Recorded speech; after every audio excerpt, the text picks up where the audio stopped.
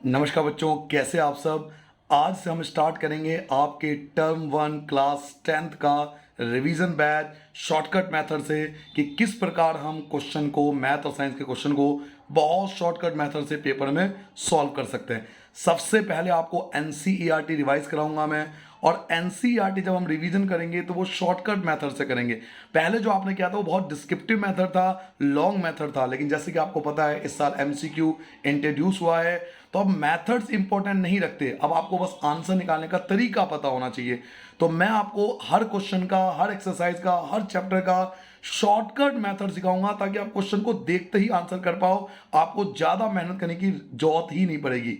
Second, इसके बाद हर chapter के बाद आपको एमसीक्यू क्वेश्चन दिए जाएंगे प्रैक्टिस के लिए, ताकि आप अधिक से अधिक MCQ question chapter wise practice कर पाओ और अधिक मार्क्स आप ला पाओ।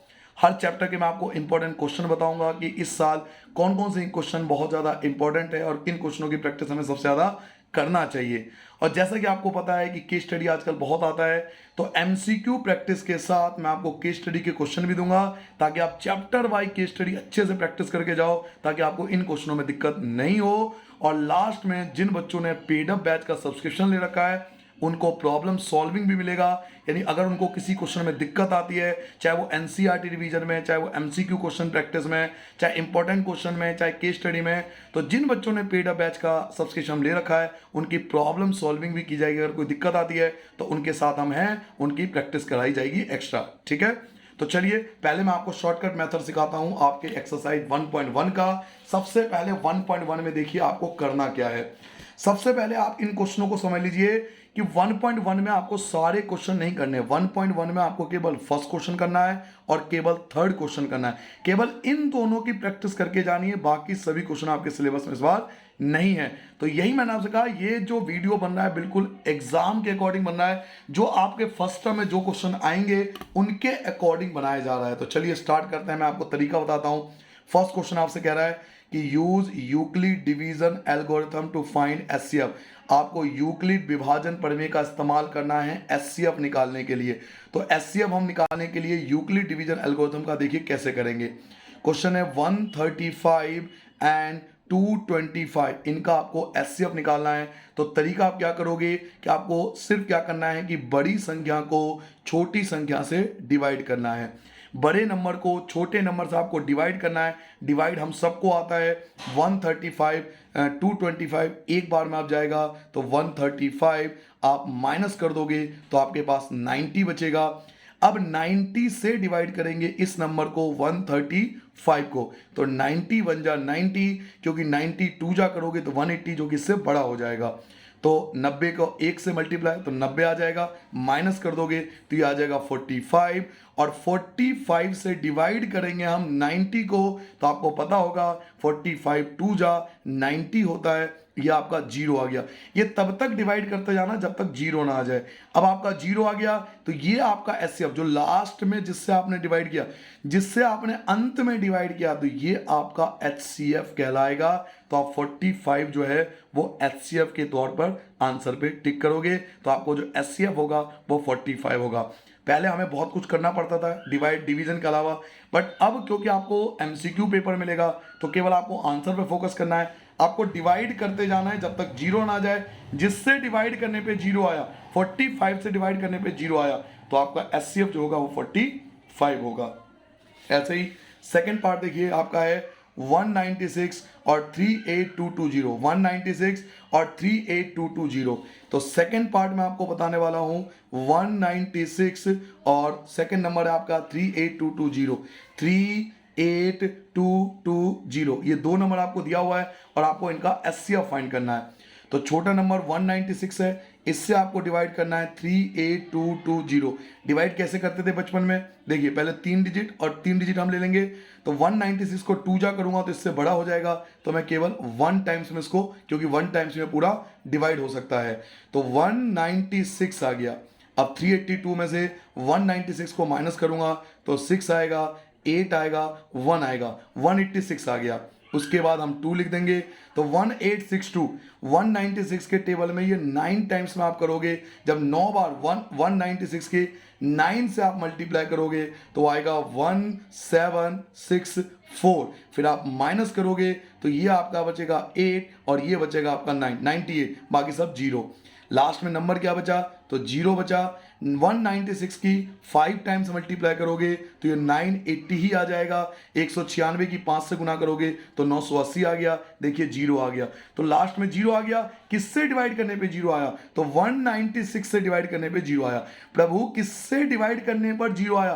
तो 196 से डिवाइड करने पे आया, इसलिए हमारा एचसीएफ जो होगा वो 196 होगा। हम 196 पे टिक कर देंगे, यही हमारा आंसर होगा। इसके अलावा हमें कुछ भी करने की जरूरत नहीं है। समझ में आ गया? केवल आपको डिवाइड करना है, जिससे जीरो आ जाए वही आपका एचसीएफ है। इसमें अगर कुछ बच जाता तो हमें और भी डिवाइड करना चाहिए। अगर यहां कुछ बच जाता तो हम और भी डिवाइड करते, बट कुछ बचा ही नहीं, जीरो आ गया, तो यही हमारा आंसर है।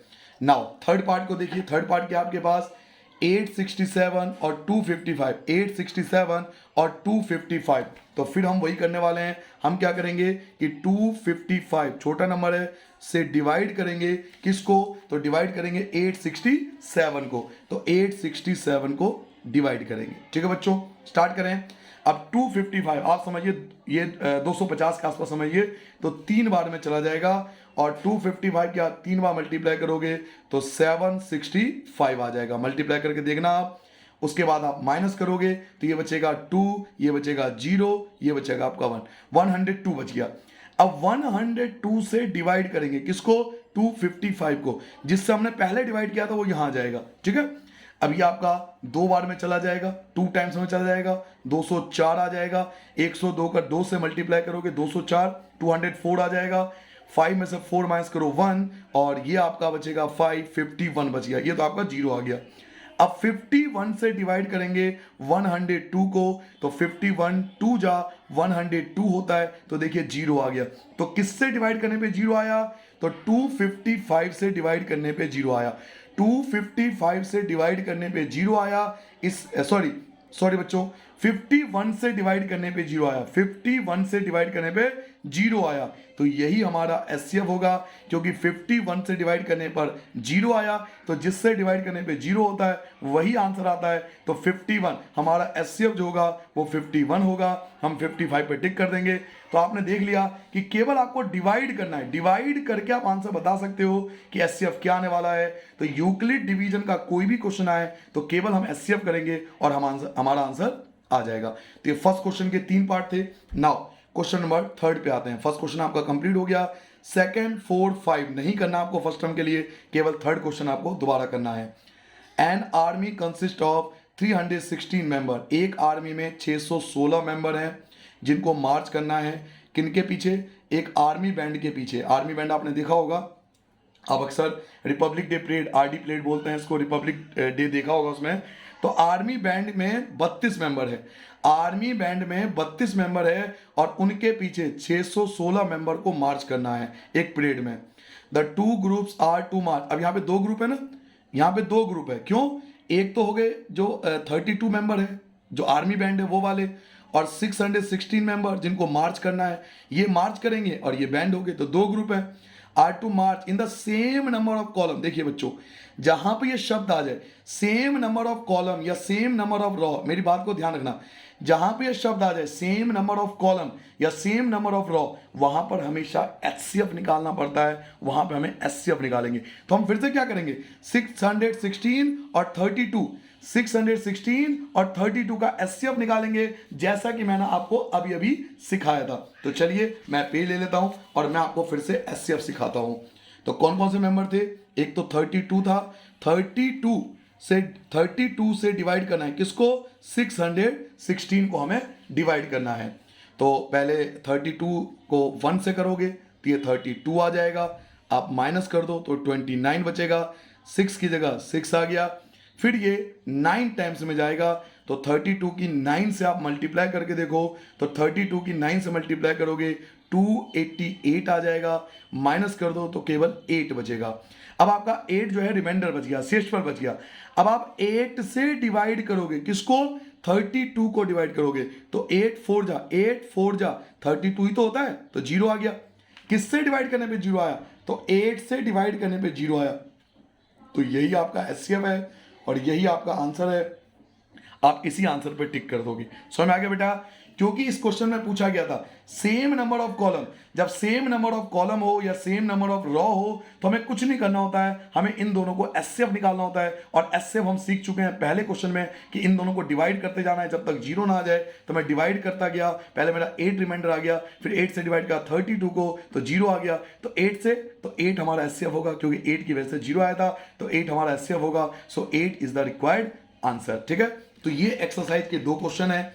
इसके अलावा आप इन क्वेश्चनों को भी करके जाएं, अभी खत्म नहीं हुआ। एक चीज मैं आपको बताना चाहूंगा, यहां पर एक आपको क्वेश्चन दिया हुआ है, बड़ा अच्छा क्वेश्चन दिया हुआ है। एक तो एग्जांपल नंबर 1 जरूर ट्राई कर लेना, जरूर करके जाना एग्जांपल। मैं कुछ भी नहीं छोड़ूंगा रिवीजन में, आप सब कुछ करा के जाऊंगा। आप इन क्वेश्चनों को प्रैक्टिस कर लो। आप कभी भी याद रखना ये क्वेश्चन बहुत ज्यादा इंपॉर्टेंट होते हैं।